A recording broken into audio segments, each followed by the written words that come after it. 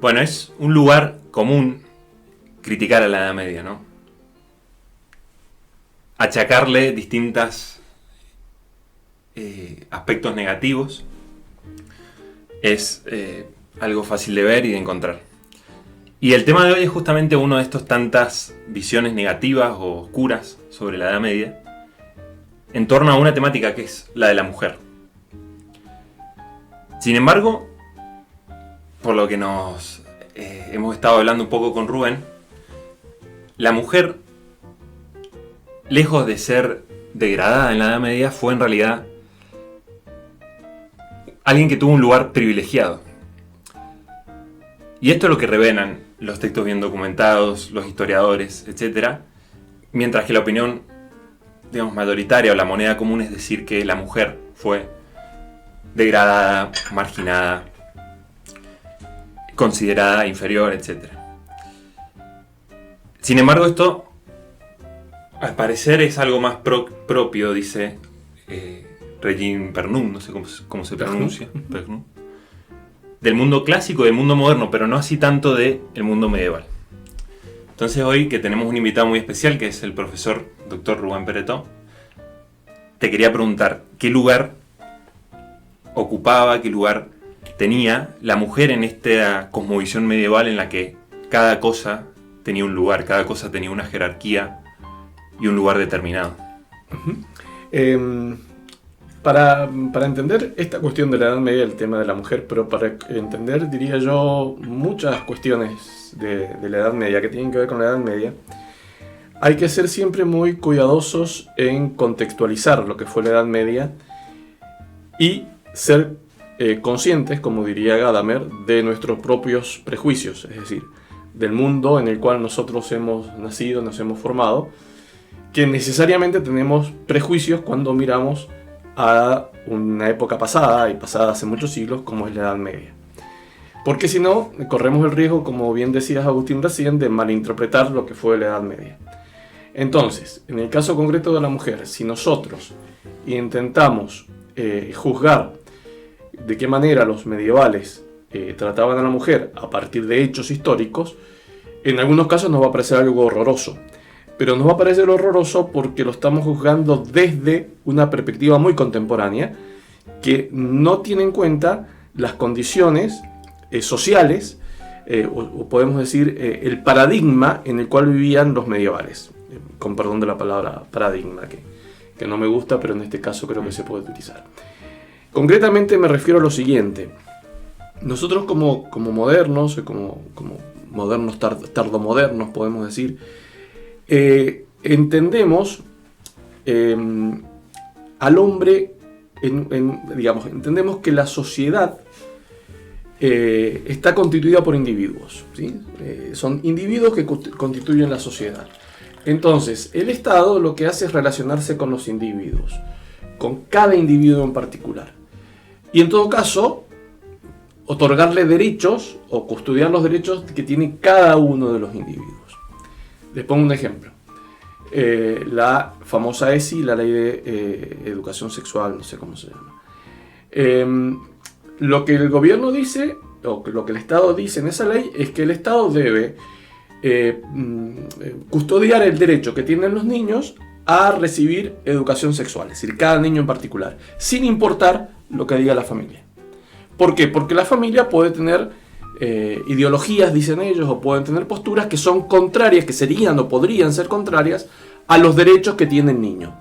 Por lo tanto, el Estado saltea a la familia y atiende al niño, ¿sí? Es decir, al individuo, salteándose un estrato fundamental que es la familia. Es decir, que la sociedad nuestra está constituida por individuos y el Estado. En la Edad Media no era así, y esto cambia todo. En la Edad Media era, en todo caso, familia y Estado, si es que existía el Estado, que no existía, tal como nosotros lo entendemos ahora. Pero la relación era el Estado, y pongamos ese nombre para no complicarnos, y la familia, no el individuo. Entonces, esto hacía que la mujer o el varón o los hijos, su papel estuviera supeditado a la existencia de la familia.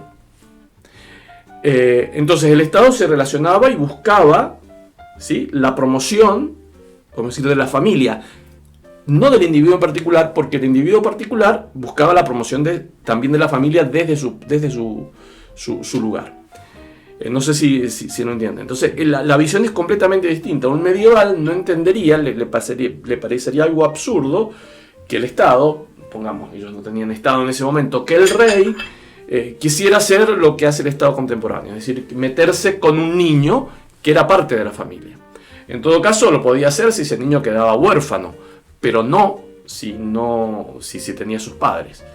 Entonces, hay que entender que la mujer en la Edad Media va a ser vista, como era visto también el varón, el marido, podemos decir, va a ser vista en función al sostenimiento de la familia y del linaje. Pero no porque estuvieran degradando a la mujer o porque estuvieran considerándola una mera reproductora, como ellos dicen. Porque las mujeres no tenían esa conciencia, que es una conciencia muy contemporánea y muy propia de los estados liberales, es decir, en la cual es el individuo el que prima sobre los estadios intermedios, como puede ser la familia, como pueden ser los gremios, como pueden ser las asociaciones. Entonces, en primer lugar hay que entender eso. En la cosmovisión medieval, la mujer tiene un puesto importantísimo que tiene que ver con la familia, ¿sí?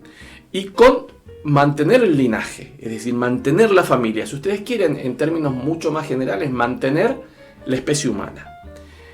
Tengan presente que la mujer en una familia medieval era una familia que normalmente tenía muchos hijos, o al menos tenían muchos partos, ¿sí?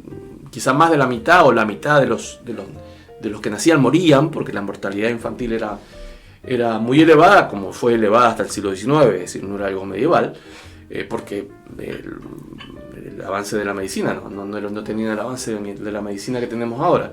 Pero igualmente, las familias tenían muchos hijos, es decir, que la mujer debía dedicar mucho tiempo de su vida al cuidado de sus hijos. Y también, según las clases sociales, por supuesto, ayudar a su marido en las labores del campo, por ejemplo. O también tenemos en las ciudades, ya en la Edad Media, lo que se llama la Baja Edad Media, siglo XII-XIII, ya tenemos mujeres que tienen oficios, como puede ser boticaria, puede ser incluso médica, tenían otro tipo de oficios.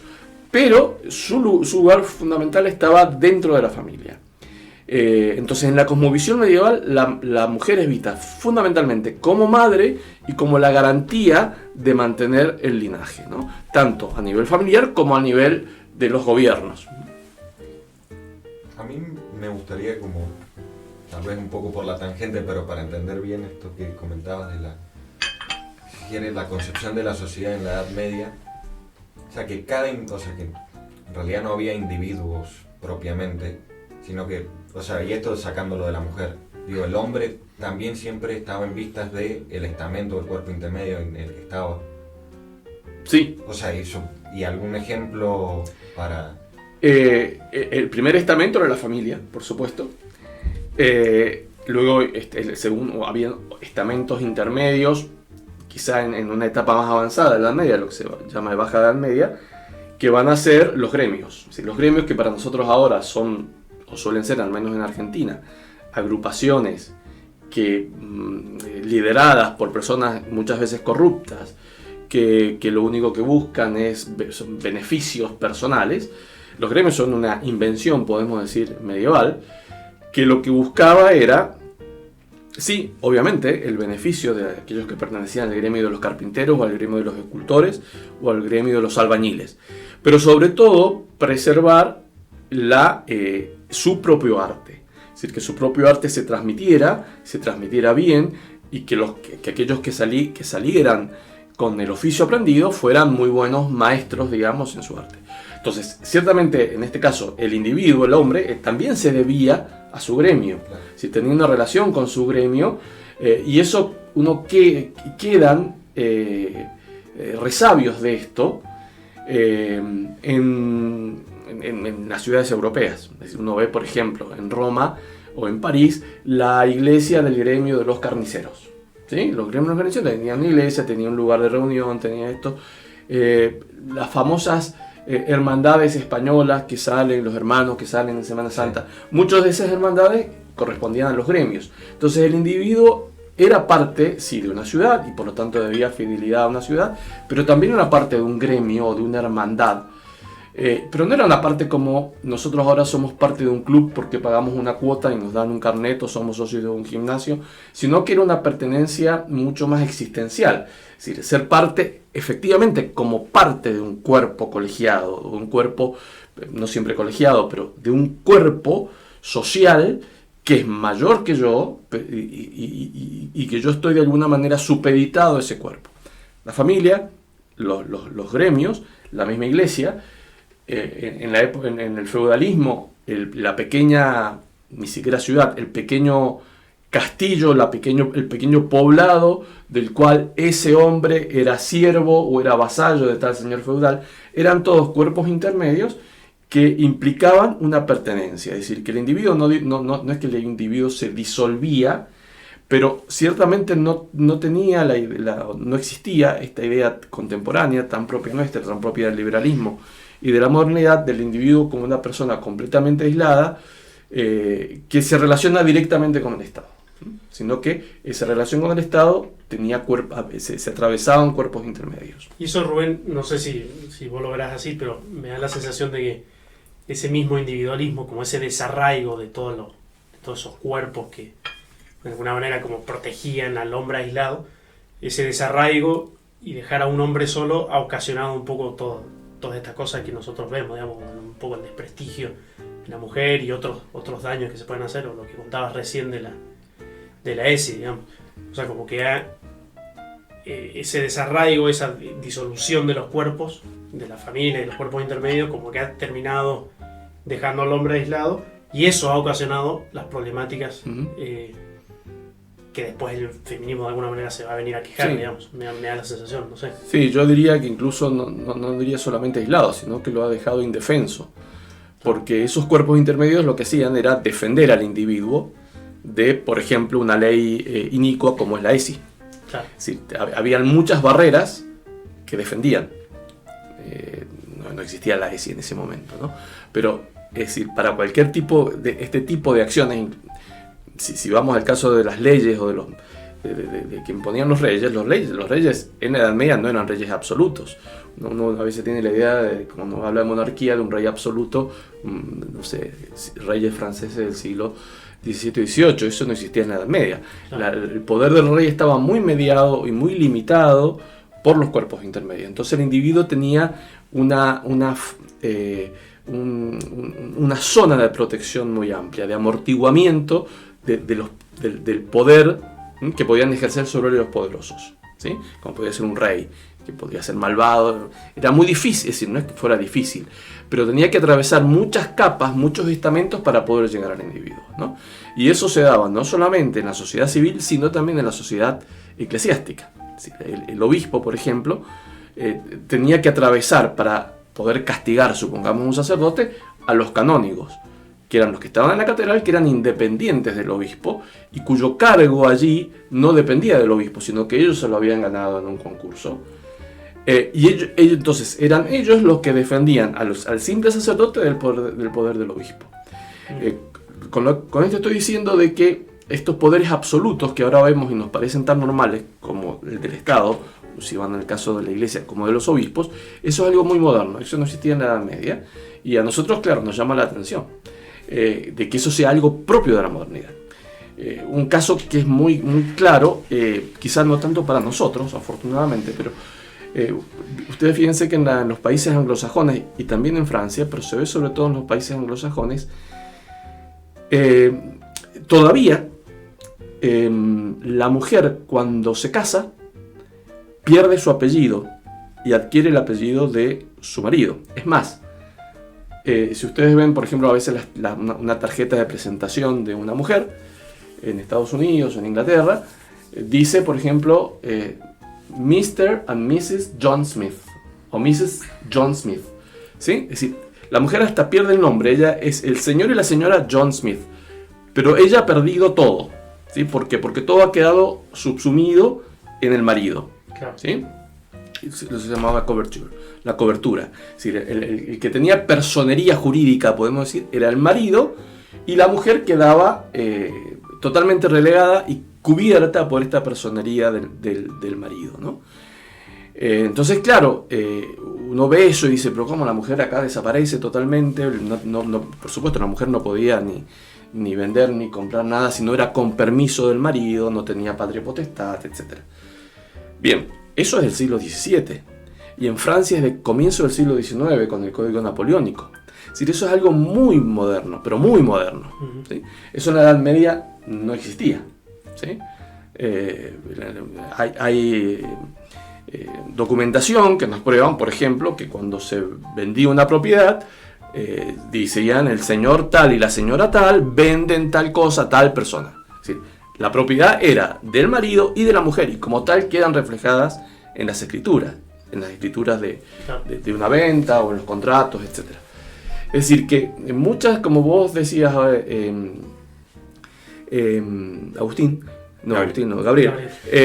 Como bien decías, Gabriel, muchas de los mitos, bueno, también lo decía Agustín, de los mitos que tenemos en la modernidad sobre la Edad Media, que achacamos a la Edad Media, en realidad son cuestiones modernas. Eso no existía en la Edad Media, ¿no? Claro.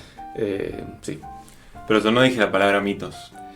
Bueno, pero dijiste alguna parecida. Peyorativamente, no. Te iba a preguntar, Rubén, si eso es propio de la Edad Media, no de la modernidad. Perdón, no de la Edad Media, sino de la modernidad. Y también sabemos que en el mundo clásico sí era más similar en este sentido, en que la mujer era subsumida al varón y toda la familia, es decir, el niño y la mujer no tenían esta personalidad jurídica como el padre. ¿Cómo se produjo ese cambio? O así brevemente, ¿qué elemento que parece estar en el cristianismo hace que, al parecer, la única sociedad donde la mujer tiene esta entidad propia o esta, no es independencia, pero sí esta especie de otra función orgánica, ¿no? Complementaria, no subsumida al varón, se da en la Edad Media, se da en esta sociedad? ¿Por qué parece ser única en ese sentido? Si es que es única. A ver, en primer lugar, como bien decías, era propio del mundo clásico que el paterfamilias era dueño, no solamente de los esclavos, sino era dueño de los hijos y dueño de la mujer. Ajá, como literalmente propiedad. Dueño, como propiedad. ¿Sí? Auto, casa, mujer, hijo. Exacto, una cosa así. Sí. Era dueño.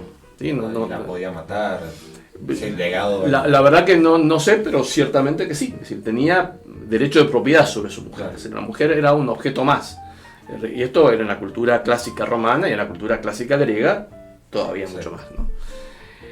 Y eso va a cambiar con el cristianismo, cuando el cristianismo, con la cultura cristiana, lo que hace es comenzar a reconocerle un valor a la mujer. ¿Sí? Y esto desde los comienzos mismos del cristianismo. Recordemos la famosa carta de San Pablo a los Corintios, en la cual le dice: marido, respetad a vuestras mujeres, mujeres, obedeced a vuestros maridos, pero donde pone en pie de igualdad a marido y mujer. ¿Sí? Eso era una novedad absoluta con respecto a la cultura clásica, donde la mujer estaba sometida completamente al marido. Y cuando uno comienza a ver y a leer los textos de los autores cristianos de los primeros siglos, vamos a ver cómo hay una valorización de la mujer, ¿sí? Una valorización que, como decía, era impensada en la época clásica. Cuando el Renacimiento, siglo XVI, se comienzan a hacer esta nueva valorización, este nuevo nacimiento de la cultura clásica, se redescubre el latín, se redescubren los autores clásicos, se redescubre o se comienza con el arte renacentista, digamos, que intenta imitar el arte clásico, etc. También en el ámbito del derecho va a comenzar a valorizarse el derecho romano. Entonces es en el Renacimiento, cuando comienza poco a poco a aplicarse institutos y a aplicarse concepciones que eran propias del derecho romano y que el cristianismo había, no sé si hecho desaparecer, pero había suavizado mucho, ¿sí? El cristianismo quizás seguramente haya tenido algo que ver también el derecho, entre comillas, que tenían los pueblos germánicos, ¿sí? Pero ciertamente no era el derecho clásico de la Roma imperial. Entonces el cambio se produce ahí. Si fue único este caso de que el cristianismo produce esta valorización de la mujer, la verdad que yo no sabría decir si fue único, pero ciertamente si uno ve incluso en la actualidad a culturas, por ejemplo, los países islámicos, no hace falta que detallar de qué manera y cómo está considerada la mujer en los países islámicos.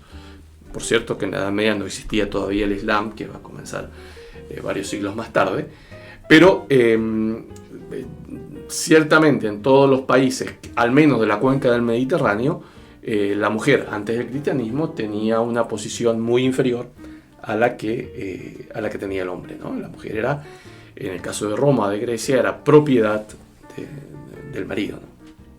Claro, sí, me parece un poco que, o sea, como que responde en realidad a que la Edad Media está impregnada de la fe cristiana, digamos. Entonces, la fe cristiana diciendo que la salvación entró al mundo por una mujer y que después la mujer también tiene alma inmortal como la tiene el varón, y todo ese tipo de cosas, y las mártires mujeres, etcétera, etcétera, etcétera.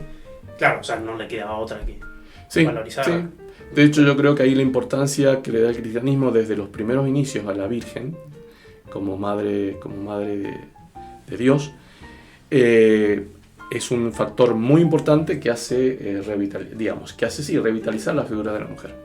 Porque si la mujer propiamente fue a través de la mujer, digamos, fue a través de la voluntad de una mujer, de María, cuando da su sí, que el verbo se hace carne, la mujer no puede ser simplemente un objeto y no puede ser simplemente, en algunos casos, un objeto de regodeo sexual para el varón, como algunos consideraban, antes del cristianismo, por cierto, sino que la mujer en sí misma va a tener un valor y un valor similar al valor que tiene el varón.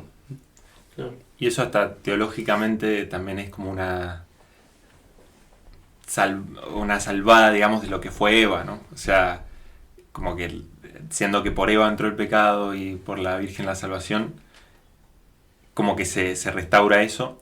Digo porque un poco viendo para el podcast, veía una documental así, creo que era de History medieval, sobre la Edad Media, y decía, claro, es que el problema es que en el Génesis, ya en la cultura cristiana y judía, la culpable es la mujer. Entonces, por lo tanto, toda la cultura que brota de esto va a ser opresora de la mujer. Pero claro, no está viendo la otra parte de la historia, en el caso del cristianismo, que es que se da vuelta la torta. Sí.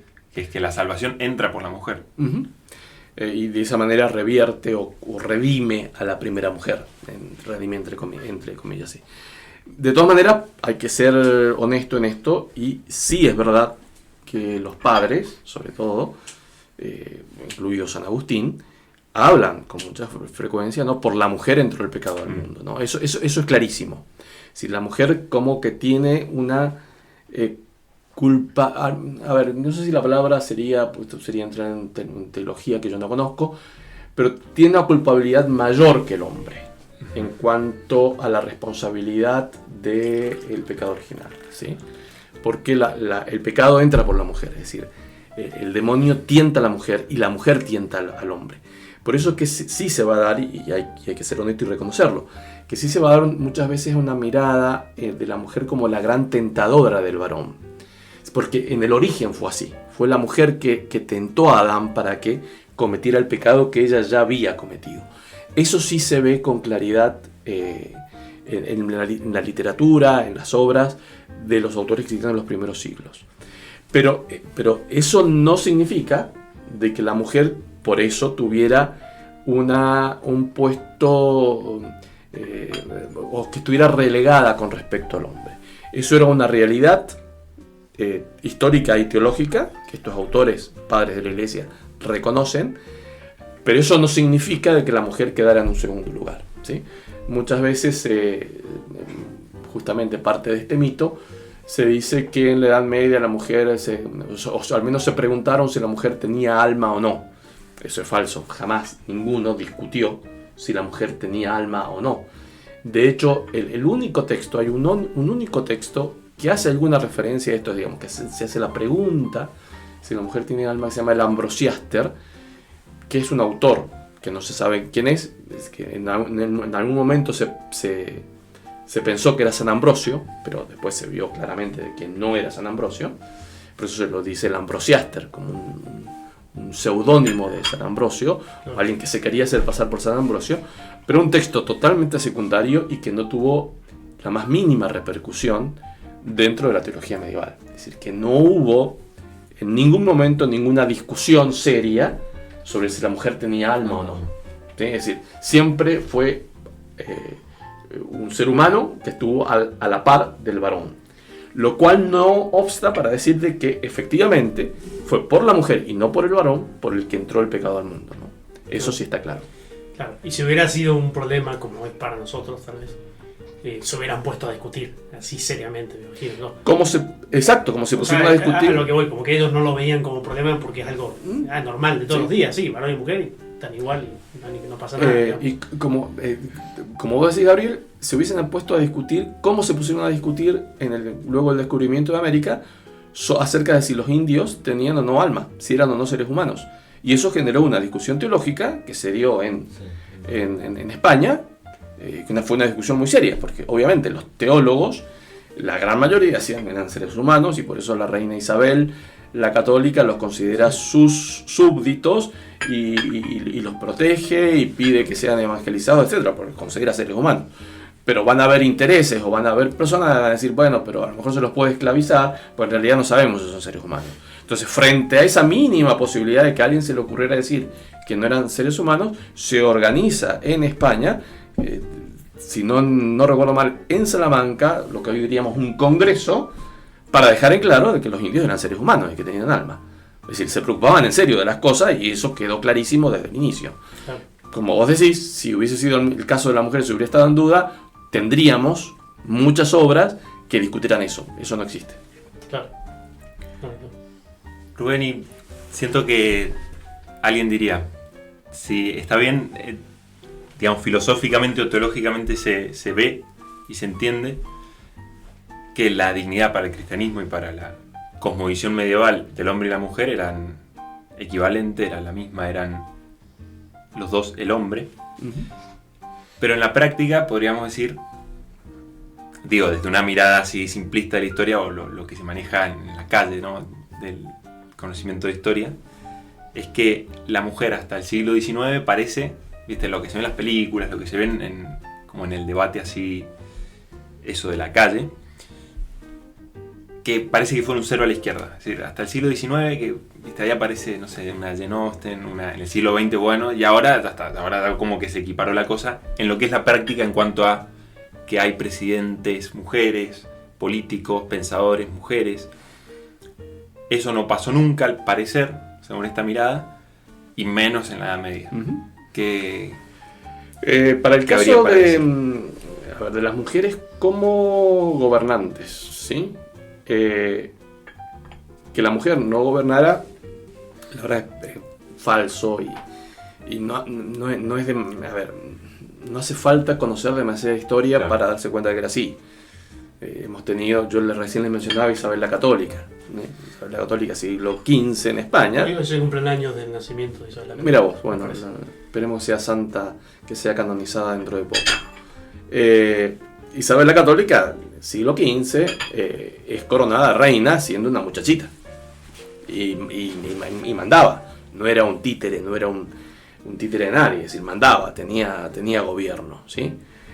Es decir, que eso no pasó casi nunca, y bueno, excepto en los países que tenían esta ley sálica que solamente heredaban los varones el trono, ¿sí? Como pasó en una época en España también, eso es verdad, pero no en la época, pero eso en la época moderna de España que se instituye esto, ¿sí? Pero eso no pasaba en la Edad Media. En la Edad Media, claramente las mujeres, en muchas ocasiones, gobernaban. Dependía de cada zona.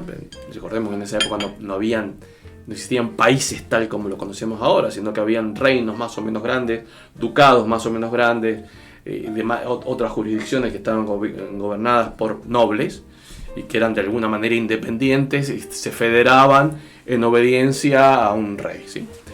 Pero ahí tenemos el caso, por ejemplo, Leonor de Aquitania, que era duquesa de Aquitania. Aquitania era el sur de Francia. Y que era, es decir, Francia en ese momento no existía como país, sino que existía el rey de Francia, pero Francia era una confederación de estados gobernado por nobles. Y de hecho, el poder que tenía el rey de Francia, los territorios que tenía el rey de Francia, el que era rey, eran mucho menores que los que tenían sus vasallos, ¿sí?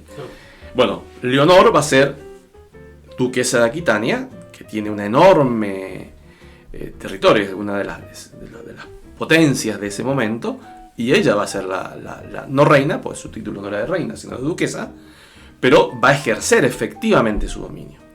Y a punto tal que lo va a ejercer es que cuando ella asume el poder siendo muy joven, porque sus padres mueren, ella es la única hija y queda a cargo del ducado, la hacen casar con una persona que a ella no le gustaba en absoluto y que no servía mucho como gobernante, me parece que tampoco como marido. Ella directamente lo echa a un costado, se hace ahí algún enjuague con los obispos para que le anulen el matrimonio y se va a casar con Enrique, que luego va a ser rey en Inglaterra, ¿sí? Que después la va a tratar muy mal, etc. Y bueno, con Enrique va a ser que va a tener a sus hijos, por ejemplo, su hijo Juan, o el más famoso de todos, Ricardo Corazón de León, ¿sí? Pero Leonor de Aquitania, que no fue además un caso aislado, contemporánea de ella está Blanca de Castilla. Blanca de Castilla también, una reina era reina de Castilla, y tiene un poder muy grande y un poder que además lo ejerce, ¿sí?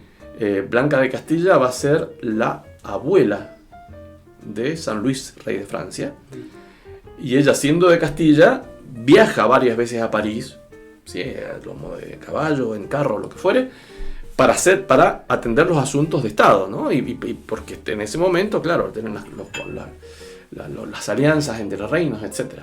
Y como ellas podemos encontrar a muchas más, ¿sí? El caso del primer tratado que tenemos de educación en la historia de Occidente es el de una mujer, se llama Duoda, siglo IX, que ella era duquesa de Septimania. Duquesa ¿por qué? Porque su marido muere en una guerra, estamos hablando en la época carolingia. Entonces queda ella a cargo del ducado de Septimania y le escribe a su hijo Guillermo, que va a ser el sucesor en el ducado, una carta, en realidad es un libro, y es un libro bastante voluminoso, en la cual le da una serie de instrucciones cómo se debe portar, qué es lo que tiene que aprender, qué lecturas tiene que tener, qué hacer en la corte, porque Guillermo se iba a la corte para ser educado en la corte imperial, digamos. Y era una mujer,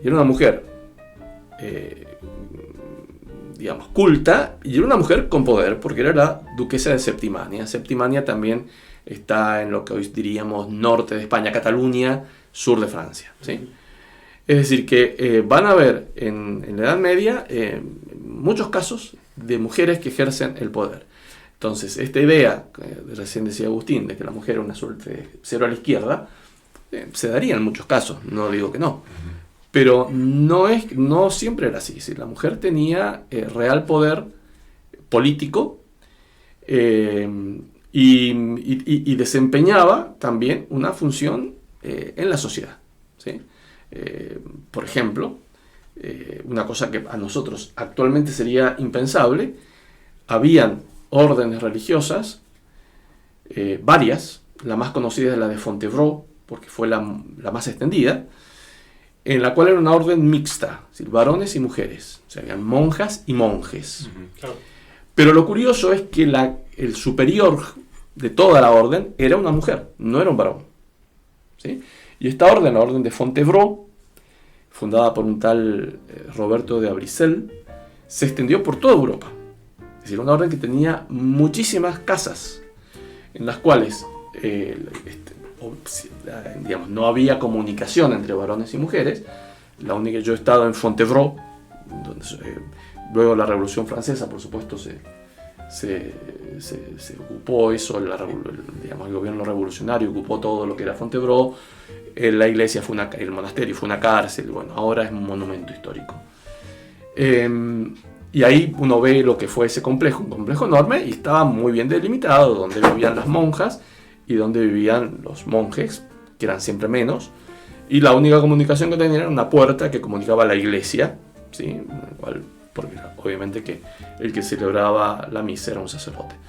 Pero quien gobernaba a ambas ramas, digamos, masculina y femenina, era una mujer, que era la abadesa, y por ejemplo una abadesa que usaba báculo, como hoy usa un obispo, ¿sí? Usaba roquete, como hoy usa un obispo, ¿sí? Entonces son cosas que a nosotros ahora nos sorprenden, que una mujer ahora, hay abadesas, hay ciertas abadías femeninas que todavía la abadesa tiene el privilegio de usar báculo y anillo como el obispo.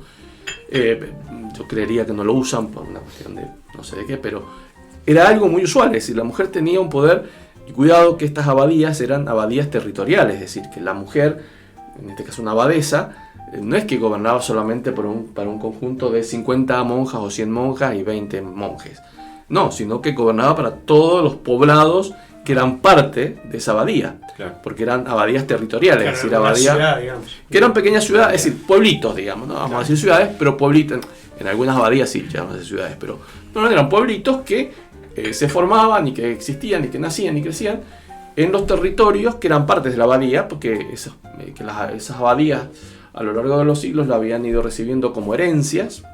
Entonces era un poder político real que tenía la mujer, ¿no? Claro. Claro, y no solo poder político, sino, o sea, también en el pensamiento, digo, muchas mujeres también se destacaron. O sea, está la Hildegarda de Bingen. Hildegarda de Bingen es la más conocida. Que bueno, que no es solo pensamiento, es todo, digamos. Sí. Pensamiento, música y todo. Una sabia. Claro. Bueno, también hay mujeres, digo, se destacan ahí. Sí. Sobre todo religiosas, eso es verdad. Hay mujeres laicas que se destaquen así culturalmente. Hay algunas, pero no son muchas. Yo les mencionaba a Duoda, por ejemplo. Al menos no son muchas las que han pasado, o las que nosotros conocemos, ¿sí? Es verdad que sí habían muchas religiosas. Por ejemplo, vos mencionaste a Hildegarda de Bingen, que es la más conocida, doctora de la Iglesia, que tiene una obra literaria enorme, que van tratados desde teología hasta medicina, mineralogía, botánica, música, etc. Un genio, ¿no? Y que era abadesa de Bingen, justamente, en Alemania, siglo XII. Hay otra que se llama Errada de Landberg, también. Pero hay otras que son anteriores, ¿sí? Anteriores a ellas, es decir, una edad media, si ustedes quieren, más oscura todavía, siglo VIII, IX, donde, por ejemplo, el Cuino de York, un autor de segunda mitad del siglo VIII, donde él mantiene una correspondencia muy frecuente con monjas, y monjas que le hacen preguntas de teología, lo cual, y por supuesto, la correspondencia en esa época era en latín, porque era la única lengua que se escribía en el ámbito occidental. El resto de las lenguas no eran escritas todavía.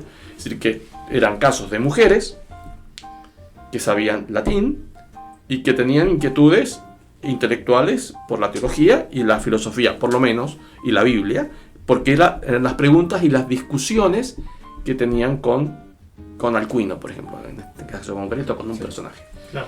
Lo cual nos hace ver de que había un ambiente cultural del cual participaban también las mujeres y no solamente los varones. Como decía, es verdad que se daba más bien en ámbitos religiosos, por varios motivos, porque una vez más yo creo que aquí hay que contextualizar, porque las mujeres en el ámbito religioso, en el ámbito de la nobleza, tenían tiempo para dedicarse a estudiar. La mujer que vivía, hoy diríamos, de clase de otra clase social, laicas, se dedicaban a la familia. Es decir, no tenían mucho tiempo para dedicarse a aprender a leer y a escribir. Pero había todavía una cuestión de fondo, es mucho más importante, es que no tenía la importancia que tiene para nosotros saber leer y escribir en esa época. Por una razón muy sencilla, y es que los libros eran un objeto casi suntuario. Claro. Si ustedes tengan presente que un libro en la Edad Media estaba escrito sobre pergamino, ¿sí?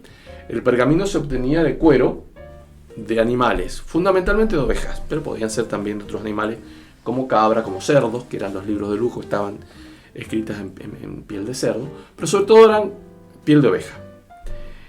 De una oveja podían salir un libro en cuartas, podían salir a lo mejor 4, 6 páginas, no más. Entonces, para tener un libro había que matar un rebaño de ovejas. Y no solamente matarlo y sacarle el cuero y tratar el cuero, que era un tratamiento muy largo y costoso, sino después escribir el libro, lo cual necesitabas un escriba, alguien que lo escribiera. Con lo cual, tener un libro era algo no caro, carísimo. Los libros estaban en las bibliotecas de las casas religiosas o en los palacios, o en las catedrales, si querés. Pero en otro lugar no había libro. En una casa de familia no había libro, porque era, pues era impensado tener un libro, porque era algo carísimo. Entonces, no tenía mucho sentido que todos los niños, varones y mujeres, aprendieran a leer. Que habían muchos que aprendían, sí, claro, pero eran más bien los que iban a estar destinados a una función religiosa o a una función de administrativa del gobierno. Pero el que iba a estar más bien dedicado a un oficio o a los trabajos de la tierra, no es que porque eran brutos o porque eran discriminadores o porque eran elitistas no querían que la gente aprendiera a leer. Es que no tenía sentido, porque nunca iban a tener un libro, porque el libro era algo muy caro. Eso va a cambiar con la invención de la imprenta. Claro. Por eso la instrucción de los medievales era una instrucción mucho más simbólica que literaria. Es decir, el aprendizaje era a través del símbolo, y ese es el motivo por el cual las catedrales, por ejemplo, o los monasterios estaban cargados de símbolos, desde los vitrales hasta las esculturas, los capiteles de las columnas, etc. Es decir, cargados, es decir, sobrepoblados de símbolos que nosotros no entendemos y que nos cuesta a nosotros darnos cuenta qué significaban eso. Entonces hacemos por ahí tratamos de entender qué significaba para eso, qué significaba para ellos esa simbología que ellos veían permanentemente en los edificios, ¿sí? En los edificios religiosos, no solamente, pero sobre todo en edificios religiosos. Además, tengamos presentes que esos edificios, que las iglesias estaban todas pintadas, por dentro y por fuera, y muy pintadas. Con lo cual, esa pintura se perdió por el desgaste del tiempo, y nosotros no sabemos con certeza de qué colores estaban pintados. Y esto no es un detalle, sino que los colores también eran simbólicos. Según de qué color estuviera pintado una escultura, un capitel, una columna, significaba un personaje, significaba una cosa u otra para una persona medieval, ¿sí? Entonces, eso nosotros lo hemos perdido completamente, esa capacidad de conocimiento simbólico, es decir, de aprender por el símbolo. Nosotros aprendemos a través de la escritura, ¿sí? Lo cual es un modo de aprender que es muy bueno, pero hemos perdido, eso es verdad, el aprendizaje simbólico, que incluso somos incapaces de entender cómo se podía aprender por símbolos. Entonces, el mundo medieval es un mundo que es culto en un sentido, pero no en la cultura literaria que es propia de la modernidad, sino en otro tipo de cultura. Y en ese sentido las mujeres participaban de la cultura tal como participaba el hombre, de ese tipo de cultura simbólica, ¿no? Y es culto de extremo a extremo, en el sentido de que el campesino más campesino, si tiene esa cercanía a la catedral, a la misa, etc., es capaz de cultivarse, o sea, es capaz de leer esos símbolos, etc. No, sí. Digo, porque por ahí sí hay cultura en la Edad Media, dicen, pero era algo relegado, de nuevo, lo que vos estás diciendo, a los que sabían leer y escribir. No, sino que era una cultura que también llegaba de este modo, un modo distinto, a todos. Sí, ciertamente era así. Es decir, obviamente que la cultura literaria era para un grupo minoritario. Eso es real. Pero tenía sentido porque no había libros, entonces no tenía sentido que la mayoría supiera leer y escribir. ¿Sí? Claro. Tampoco habría que idealizar y decir que todos los campesinos iban a una iglesia y entendían todo. No sé si sería así, no lo creo. Claro. Pero ciertamente que tenían la posibilidad del acceso. Y el solo hecho de que los medievales se preocuparan en pueblitos pequeñísimos de construir iglesias enormes cargadas de símbolos, no lo hacían por gusto de sacarse, de matar el tiempo y vamos a esculpir, sino porque sabían que la gente de ese pueblito, perdido en medio de Normandía o perdido en medio de León o en medio de Astorga en España, la gente iba a entender algo, ¿sí? Algunos, como ahora, algunos entenderían más, otros entenderían menos, pero ciertamente había un acceso a la cultura, para utilizar una expresión moderna, pero una cultura distinta a la nuestra que nosotros somos incapaces de comprender y yo creo incluso de juzgar. Claro. Claro, eso me parece genial en tanto, o sea, como prueba o como forma de entender de qué modo no era una cuestión prohibitiva todo esto que decís, de que no eran analfabetos porque no quería la iglesia que accedieran a los textos sagrados o que la mujer no leía, etcétera, porque se la consideraba que mejor que no participe, sino que al revés, lo que brindaba, si queremos verlo quizá medio verticalmente, lo que se brindaba de los que tenían el poder, digamos, no era el circo romano, para el común, sino eran las catedrales. Exacto. Es decir, eran fuentes de conocimiento, de sabiduría, de cultivo de las almas riquísimas. Es decir, claramente había una búsqueda de que se enriquezcan, de que conozcan, de que, ¿no? Y no lo que se suele ver que es como una cuestión prohibitiva, ¿no? Entonces no sabían leer porque o no podían acceder al poder porque... Y además, el poder de lo que decías al principio, me parece que ahora lo entendí un poco más, como el poder de los que lo ostentaban no era tanto, en el sentido de que por esta fuerza de las comunidades, no es que tenían tanto poder sobre la mujer, entonces no había sobre la mujer individual, digo. ¿Por qué? Porque estaban las familias, los gremios, un montón de... todo un organismo. Entonces no había un afán de oprimir, porque en realidad no había tanto dominio sobre eso. Hoy sí, hoy más que nunca, con la tecnología y todo, y a lo largo de la modernidad cada vez más. Y en el inicio de la modernidad, o sea, esta transición que se da, como dijiste antes, por ese revival del derecho romano,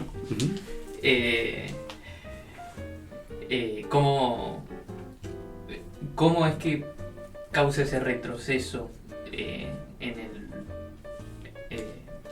¿cómo decirlo?, en el rol social de la mujer? Yo no sé si hay digamos, ciertamente no fue algo repentino, con estas cosas, son procesos históricos, y se va a dar, sobre todo se va a ir dando en los centros urbanos. Cuando surge el Renacimiento, pensemos siglo XV en adelante, comienzan a fortalecerse las ciudades, ¿sí? Entonces, esa situación más relegada de la mujer como consecuencia indirecta quizá de la revalorización del derecho romano, se comienza a ver sobre todo en los ámbitos urbanos y no tanto en los ámbitos rurales, que son donde siempre se va a conservar más las tradiciones, ¿sí? Y esto no solamente en la cuestión de la mujer, sino en muchos ámbitos de la cultura en general. En los ámbitos rurales, los ámbitos donde estuvieron más cerrados, podemos decir, por cuestiones naturales incluso, se van a conservar mucho más las tradiciones. Entonces es mucho más fácil cuando nosotros nos acercamos para hacer un estudio de tipo científico, hasta donde podemos, científico me refiero con respaldo documental de cómo era la situación. Lo ideal es ir a estos lugares más cerrados, porque ahí lo vas a encontrar. Entonces, ¿cómo se dio ese proceso? Obviamente no fue repentino, seguramente llevó mucho tiempo, y sobre todo fue en los medios urbanos que van a comenzar a repercutir en los medios rurales. Yo estuve hace unos pocos meses en la Val de Boic. Esto está en los Pirineos catalanes, en el centro de los Pirineos, muy cerca de Andorra. Es decir, es un medio geográfico muy protegido, digamos, de muy difícil acceso. Los Pirineos son montañas muy altas. Bueno, en el medio, la Val de Boic es un val, o pequeños valles, muy pequeñitos, donde se conservaron durante mucho tiempo, por ese aislamiento, una serie de elementos culturales que nos permiten estudiar. Por ejemplo, lo que decía Agustín, las iglesias. Es famoso ahora la Val de Boic por las iglesias, una cantidad muy importante, que son más de 20, en un pequeño valle, de iglesias románicas que habían, ¿sí?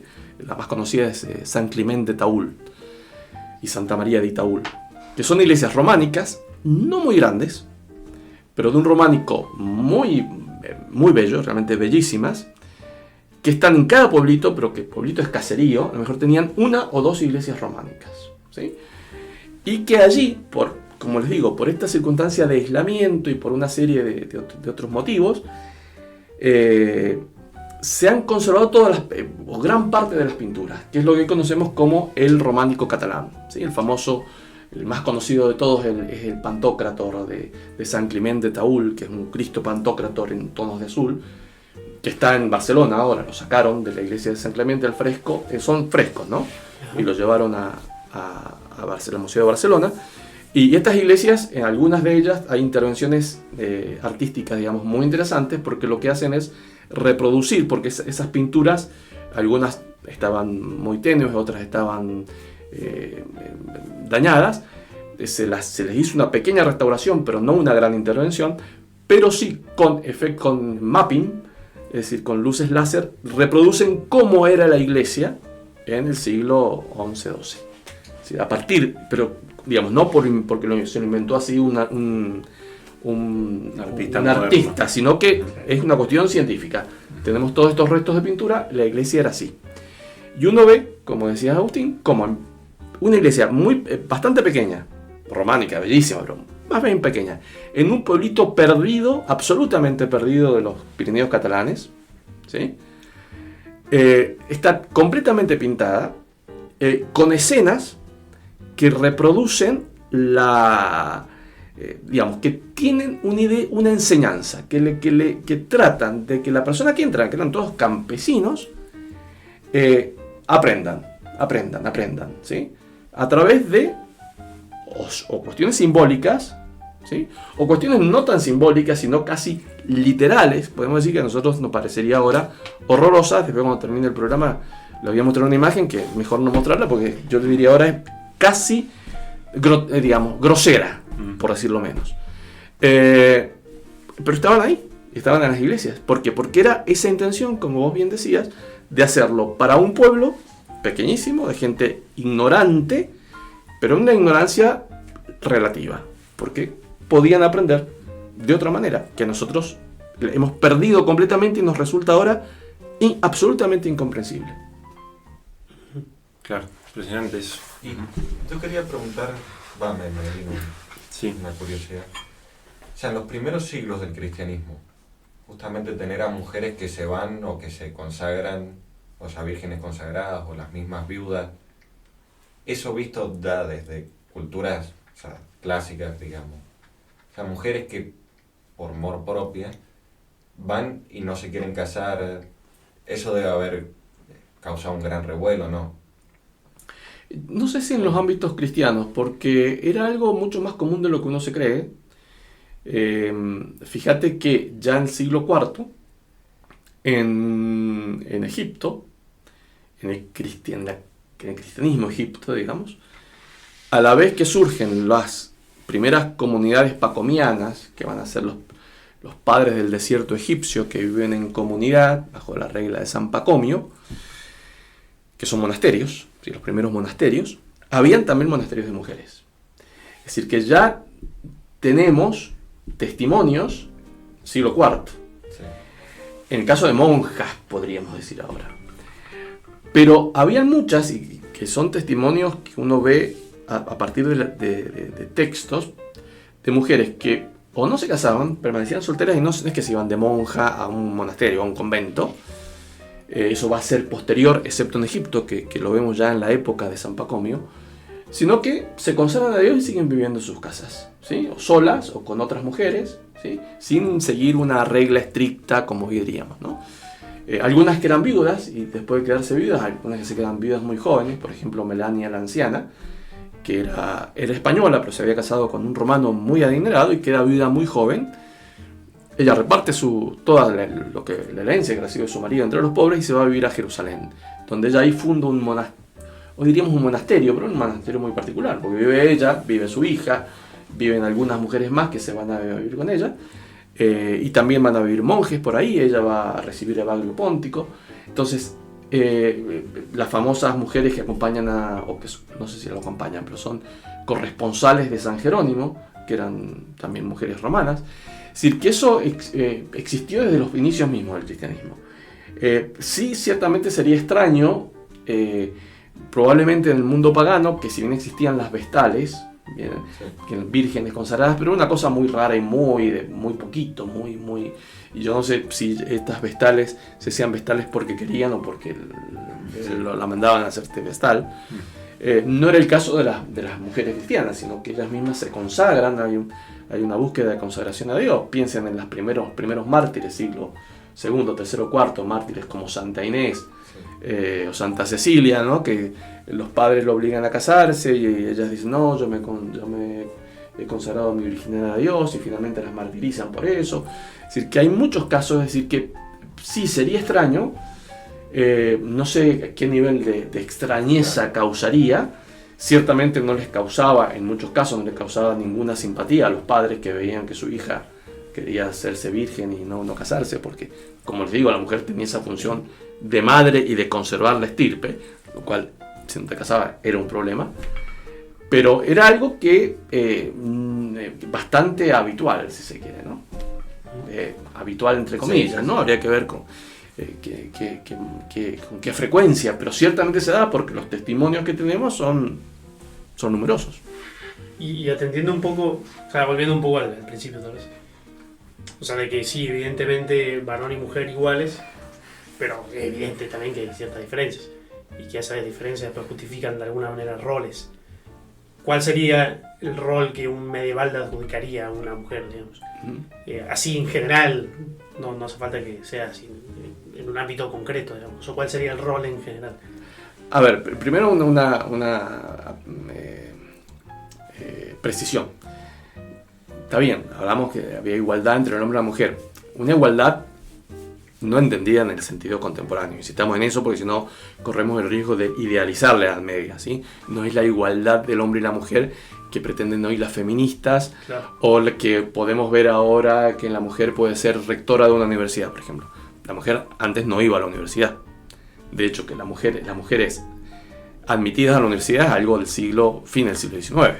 Es decir, no, las universidades medievales del siglo XIII, cuando surge la universidad, no hay mujeres, ¿sí? Entonces, es una igualdad relativa, una igualdad en todo caso dentro de lo que es el ámbito medieval. Entonces, ¿cuál es el rol que le concede, que el varón, si vos querés, le entiende que es el rol que tiene la mujer en el ámbito social? Como te decía al principio, fundamentalmente la maternidad, el cuidado de los hijos, es decir, la maternidad porque la única que puede ser madre es una mujer, ¿sí? Por más que un hombre se disfrace de mujer, en la actualidad no puede ser madre. La única que puede ser madre es una mujer, en primer lugar, y en segundo lugar el cuidado de la prole, porque obviamente la única que puede amamantar es una mujer, y cuidar a los niños, una mujer la cuida mucho mejor que un varón. Entonces, ese era fundamentalmente el rol que le dan.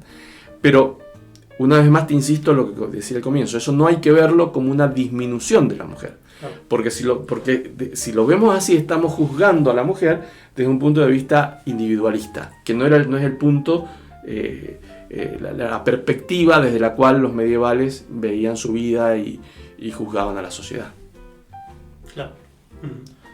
Rubén, y si tuvieras que, para ir cerrando, si tuvieras que recomendarnos libros, lecturas, autores, 3, 4, no solo sobre la mujer en la Edad Media, sino también sobre esta comprensión más integral de la Edad Media, más profunda. Estudios sobre la Edad Media en el siglo XX es como que luego de como decías al principio, de que hubo este desprecio de la Edad Media, justamente ya el nombre de Edad Media, decir Edad Media, era la edad que estaba en el medio de dos cosas importantes, que había sido la Edad Antigua y la Edad Moderna. Y bueno, en el medio hubo 1000 años que no sirvieron para nada y le ponemos Edad Media, ¿sí? Pero que a nadie le importa porque fue una época de bárbaros. Y ese prejuicio negativo con respecto a la Edad Media va a durar hasta el siglo XIX, que va a comenzar a ser revertido con el romanticismo, por ejemplo. Pero, ¿por qué? Porque comienzan a redescubrir las ruinas de las ruinas románicas, las ruinas góticas, y surge el neogótico en la Inglaterra victoriana, etcétera, pero más bien en un sentido más bien romántico, ¿no? No una cuestión muy estética, seria. exacto. Estética y... Como cierto exotismo. Sí, sí, está también eso, ¿no?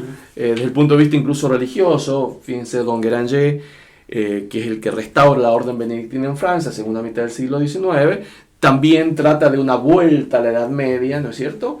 Que lo hace como él y como sus monjes se imaginan que había sido la Edad Media. De ahí, por ejemplo, la cuestión del gregoriano. Imaginaron cómo había sido el gregoriano medieval y crean el gregoriano actual, que es muy lindo, me gusta mucho, pero que el medieval no tenía nada. Es decir, en la Edad Media el gregoriano no se cantaba así. Entonces son reconstrucciones medievales que surgen fines de la segunda mitad del siglo XIX. A partir del siglo XX, en cambio, va a comenzar estudios científicos sobre la Edad Media. Entonces vos tenés muchos medievalistas en el siglo XX que son muy buenos, ¿sí? Que son científicos. Entonces, algunos, vos mencionaste, Régine Pernoud. Régine Pernoud es una historiadora profesional que fue directora de la Biblioteca Nacional de Francia durante muchos años. Es una mujer de autoridad para hablar sobre el tema. Entonces yo recomiendo, sobre todo para alguien que no es un historiador profesional o alguien que no está en el ámbito científico, de la historia o de las humanidades, Régine Pernoud, que tiene muchos libros, ¿sí? Que tratan sobre temas de la Edad Media, ¿sí? Que presenta la Edad Media tal como fue. Tiene biografías como la de Leonor de Aquitania o de Santa Juana de Arco, tiene libros como uno que en español se tradujo ¿Qué es la Edad Media?, otro que se llama La mujer en la época de las catedrales, etc. Una primera recomendación. Otros autores que a lo mejor son más científicos y que tienen una lectura un poco más densa o más difícil, también un francés, Jacques Le Goff, que tiene obras que son mejores, otras que a mí no me gustan tanto. Yo creo que él también, es decir, él es un gran estudioso de la Edad Media, conoce muy bien la Edad Media, y es bastante crítico también de la Edad Media. Yo creo que a veces se le va la mano en las críticas que le hace, es una opinión personal. A veces se mete en terrenos que yo creo que se equivoca. Por ejemplo, él es el que dice que el purgatorio es una invención medieval, ¿sí? Y que se inventan el purgatorio para que la gente pusiera plata para las misas y que los curas tuvieran dinero para vivir o para bien vivir. Y eso no es así, ciertamente. Pero es un medievalista reconocido, ¿no? Jacques Le Goff. Tiene muchos libros, Jacques Le Goff, por ejemplo, una suerte de bestiario medieval, es cierto, el tema de los animales en la Edad Media, que es un tema interesantísimo. Yo he ido juntando bastante bibliografía sobre el tema. En algún momento me gustaría escribir algo sobre los bestiarios medievales. Tiene otro sobre los intelectuales en la Edad Media, lo cual también es muy interesante porque habla del inicio de las universidades y la vida del mundo intelectual en la Edad Media. Es decir, que Jacques Le Goff, yo diría que puede ser otra lectura interesante para acercarse a la Edad Media. Y después hay lecturas que a lo mejor no son propiamente lecturas científicas, sino que son a lo mejor novelas que pueden ayudar, novelas escritas por medievalistas, ¿sí? Uno tiene novelas sobre la Edad Media, por ejemplo, de Walter Scott, que es un gran novelista, un novelista escocés del siglo XIX, Ivanhoe, que probablemente lo conozcan porque es muy conocido, que es bellísimo. Yo lo leí cuando era niño, me pareció fascinante, un caballero medieval y toda la historia. Pero claro, él era un literato, entonces fantasea con una Edad Media que a lo mejor es demasiado bonita y que no fue tan así. Pero hay otros libros, hay otros autores que eran medievalistas. Estoy pensando en Umberto Eco, por ejemplo, que no es una persona cristiana y que sea una persona que por principio sea favorable a la Edad Media, pero era un medievalista, era un filósofo que se especializó en filosofía medieval. Su tesis doctoral, que fue una tesis sobre estética en Santo Tomás de Aquino, que es muy buena y que aún se reedita. Es decir, un hombre que, además de tener un gran talento para escribir, Umberto Eco, conocía bien la Edad Media. Entonces su novela, El nombre de la rosa, que en muchos ámbitos católicos se la atacó mucho, en mi opinión es una muy buena novela. Porque si bien él da una imagen de la Edad Media desde una sola perspectiva, que es la perspectiva nominalista, ¿sí? Que es la perspectiva de Guillermo de Ockham. De hecho, el protagonista es un discípulo de Guillermo de Ockham, y por ahí caricaturiza y ridiculiza un poco el ámbito de los monasterios medievales. Es un hombre que conoce la Edad Media. Entonces, una persona, estando prevenida de que va a encontrar exageraciones, yo creo que puede leer perfectamente El nombre de la rosa, que además de ser una muy buena obra literaria desde el punto de vista literario, puramente literario, enseña también sobre lo que era la Edad Media, sus luces y sus sombras, ¿no? Insisto, con exageraciones, ¿sí? Este famoso monje Jorge, el español que no se reía nunca, que después termina incendiando la biblioteca, es una exageración, por supuesto, una licencia literaria o una maldad de Humberto Eco, no sé. Bueno, uno tiene que tener en cuenta eso, pero la novela no es mala, ¿sí? Y van a haber autores, como te digo, sobre todo del fines del siglo XIX, que escriben mucho sobre la Edad Media. Me estoy refiriendo y te estoy dando nombres de lecturas que no sean científicas, que pueden ser aburridas, ¿no? Que pueden ser, que puede que interesen solamente a quienes se dedican al estudio de historia. Pero desde la literatura, como te digo, fines del siglo XIX, vas a encontrar muchas obras que te van, al menos a mí, me hicieron amar la Edad Media. Yo siempre fui un enamorado de la Edad Media, desde niño. Pero porque leía novelas que transcurrían en la Edad Media, ¿sí? Flecha Negra, por ejemplo, era una también de los caballeros medievales, aventuras en los caballeros medievales, o otras que ya no son tan de aventuras, por ejemplo, las obras de Huysmans, Carl Joris Huysmans, un autor francés converso. Tiene varias obras también que transcurren. Tiene una que se llama La Catedral, por ejemplo, que no es una obra medieval, no es que la sitúe en la Edad Media, sino que él se va a vivir a Chartres y escribe una obra bastante voluminosa, hablando de lo que es la Catedral de Chartres. Entonces, a partir de ahí uno puede imaginar lo que era la Edad Media, ¿no? Entonces, autores hay muchos. Si querés, también como se me ocurre ahora, Luis de Wohl, autor geógrafo, ¿no? Que escribe Vidas de Santo. Por ejemplo, la vida de Santo Tomás de Aquino, que escribe Luis de Wohl, te enseña también lo que es la Edad Media. No desde un punto de vista científico, no es un historiador, no es un medievalista, pero te enseña cómo era vivir en la Edad Media. Claro. Bueno, ahí tenemos una lista larga entonces para leer. Bueno, a esa lista podemos sumar tu libro también, del nacimiento de la cultura cristiana. El nacimiento de la cultura cristiana, sí. ¿Lo recomendás? Que eso es, sí, lo recomiendo. Y va a venir una segunda parte en algún momento que se va a llamar El esplendor de la cultura cristiana, que justamente va a ser más de la parte más medieval. El nacimiento de la cultura cristiana se centra más bien en antigüedad tardía, primera Edad Media, lo que se llama alta Edad Media. La idea, lo que quisiera en algún momento es escribir uno que fuera el esplendor, ¿no? ¿Sí? La Edad Media, claro, del siglo XII, la gran, justamente la mejor época de la Edad Media, ¿no? Del florecimiento de la Edad Media. ¿Y si alguien quiere conseguirlo en España? El libro en España muy fácilmente entra a la página web homolegends.com.es, no sé. Homo Legends en España lo editó Homo Legends, lo pone en Google, Homo Legends, y ahí está el librito, El nacimiento de la cultura cristiana. Y en Argentina lo editó Lectio, que es una editorial cordobesa. Y que puede conseguirse en las buenas librerías del país. Bien. Ahí hay que alguna librería. En las buenas librerías. En las buenas librerías. Donde pueda estar Rubén Pérez. Exacto, pues exactamente. Bien. Bueno, te agradecemos un montón, Rubén. La verdad estuvo muy lindo, muy completo. Y siento que podríamos hacer otro episodio relacionado sobre la Edad Media.